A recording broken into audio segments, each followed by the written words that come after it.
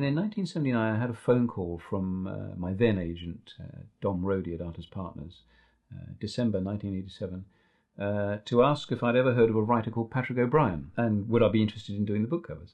Well, I had heard of Patrick O'Brian because he was well known in certain circles, and these circles were museum circles, the National Maritime Museum, and people associated with that, the more academic writers, as the man to read if you were seriously interested in serious historical naval fiction. I almost jumped down the phone at Dom and I said, yeah, hold, keep me that, I'll be right there. And I rushed over to Artist Partners to pick up the brief for the first of the Patrick O'Brian covers. The brief was very open because the publishers knew that this was something that was quite a specialist subject. It had to appeal to quite a high grade of reader, and the reader was likely to know all about the subject. They were likely to know about marine things. So they wanted me to come up with an approach that would be suitable to that. So I went back to them after I sat down for about 2 weeks, and I did a lot of little thumbnail sketches to try and think of a way into the series. And I didn't have to do this, but I just thought I'll get my sketchbook out and I'll say to Patrick, we could do it like this or this, because we were just sitting down in the editor's office. And so I got the sketchpad out, and I got the pen out, and I sort of kind of went like that and drew the frame of the book.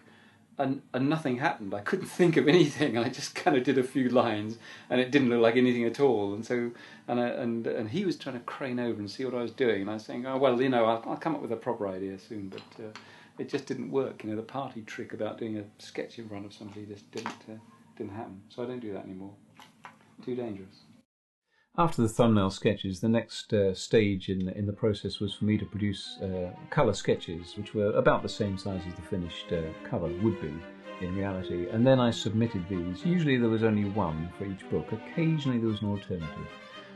And these were submitted both to the art editor of the publishers and also to Patrick himself. They went on to Patrick. And these were almost invariably approved, I'm very glad to say. Quite why that should be, I don't know. That's not always the case with book covers. In fact, I came in at, I'm not sure which, it must have been either number 12 or number 13. We just had, that number was Letter of Mark, which was in manuscript at that time.